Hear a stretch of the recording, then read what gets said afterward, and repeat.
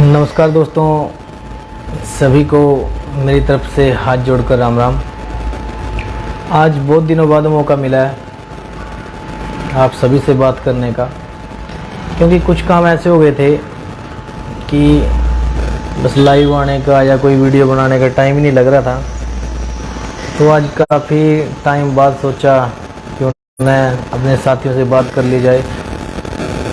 तो बहुत ही संघर्ष के बाद जो पूरे हरियाणा के सरपंच साहिबान बहुत ही कठिन प्रयास कर रहे थे, जो ई टेंडरिंग थी उसके विरोध में, वो दिन रात उन्होंने एक किया हुआ था। क्योंकि अगर देखा जाए तो ये फैसला बहुत ज़्यादा गलत था कि 2 लाख से जो ऊपर के काम होंगे गांव में, वो सारे के सारे काम सरकार खुद करवाएगी। लेकिन यार, अगर सरकार काम करवाएगी तो सरकार जो सरपंच से ऊपर के ओहदे हैं वो भी सरपंच के हाथ में होते हैं। गांव का विकास सरपंच से ज़्यादा कोई नहीं कर सकता है, क्योंकि सरपंच है जो उसी गांव में रहता है और उस गांव की सारी समस्याओं के बारे में सरपंच से ज़्यादा किसी को पता नहीं होता है।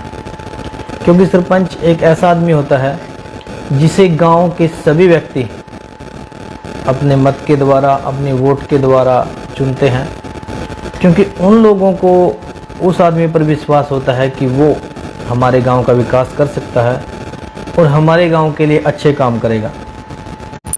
तो पूरे के पूरे हरियाणा के सरपंच साहिबान बधाई के पात्र हैं, क्योंकि उन्होंने हिम्मत नहीं हारी, वो संघर्ष करते रहे और उन्होंने जो ई टेंडरिंग की जो लिमिट थी कि 2 लाख से ऊपर के जो भी काम होंगे वो ई टेंडरिंग के माध्यम से होंगे, वो सरकार खुद करवाएगी। वो 2 लाख की जो लिमिट थी वो 5 लाख करवा ली। बहुत अच्छा कदम, क्योंकि अगर देखा जाए 2 लाख में एक गली भी नहीं बनती है, बाकी काम तो एक साइड रख दो। 2 लाख रुपए में एक गली भी नहीं बनवा सकता है सरपंच। और फिर अगर अच्छा मटेरियल नहीं लगाया तो लोगों का उनसे विश्वास घट जाएगा। लोग कहेंगे कि हमने विश्वास करके सरपंच साहब को बनाया था, लेकिन उन्होंने तो घटिया मटेरियल लगा दिया, जो घटिया काम करवा दिया। लेकिन जो 2 लाख रुपए हैं, 2 लाख रुपए में तो अच्छा तो दूर की बात, अगर घटिया मटेरियल भी कहीं वो भी नहीं लग सकता है। तो इसी के साथ साथ जो सरपंच साहब जो पूरे के पूरे हरियाणा के हैं, उन्होंने जो मेहनत की उसका फल सरपंचों के साथ साथ पंचों को भी मिल गया।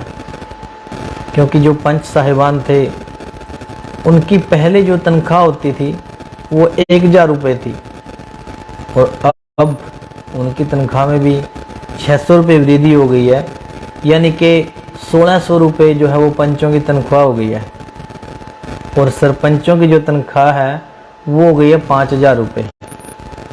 ये भी खुशी की बात है, बधाई के पात्र हैं सारे के सारे जिन्होंने प्रयास किया, संघर्ष किया और सरकार को झुकने पर मजबूर कर दिया। और सबसे ज़्यादा बधाई की पात्र है जो सफीदों गांव से जो सरपंच थी, उन्होंने सरकार को इस्तीफा लिखकर भेज दिया कि भाई मैं ये काम नहीं कर सकती, क्योंकि जनता ने मेरे को चुना था गांव के काम करवाने के लिए।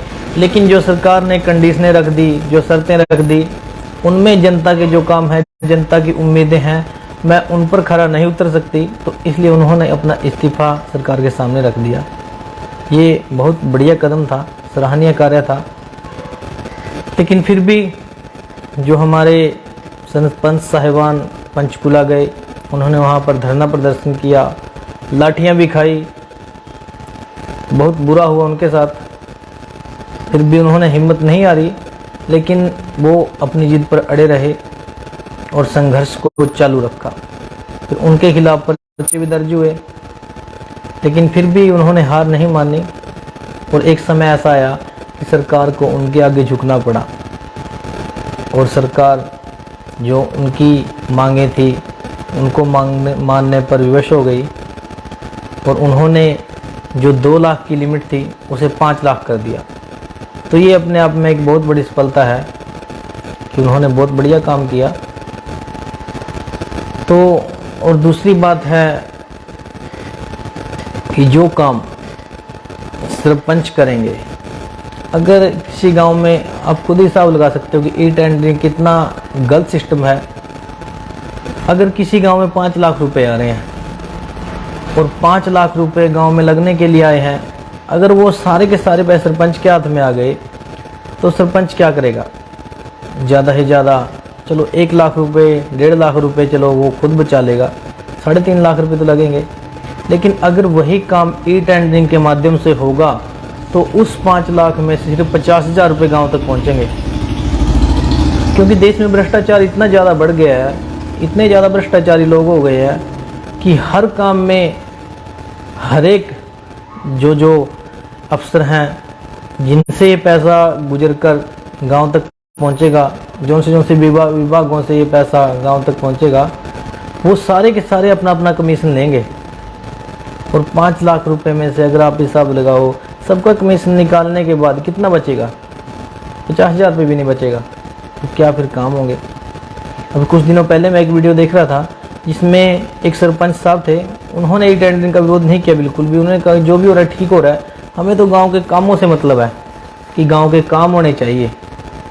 जब गांव में एक गली बननी थी और उसमें ईंटों की बजाय बिल्कुल रोड़े का प्रयोग किया जा रहा था, तो मैं सल्यूट करता हूं, सलाम करता हूं सरपंच साहब को, जिन्होंने मौके पर पहुंचकर वो जितने के जितने रोड़े लगा रखे थे उन सभी को उखाड़ कर बाहर फेंक दिया और कहा कि हमें नहीं जरूरत है ऐसे काम की।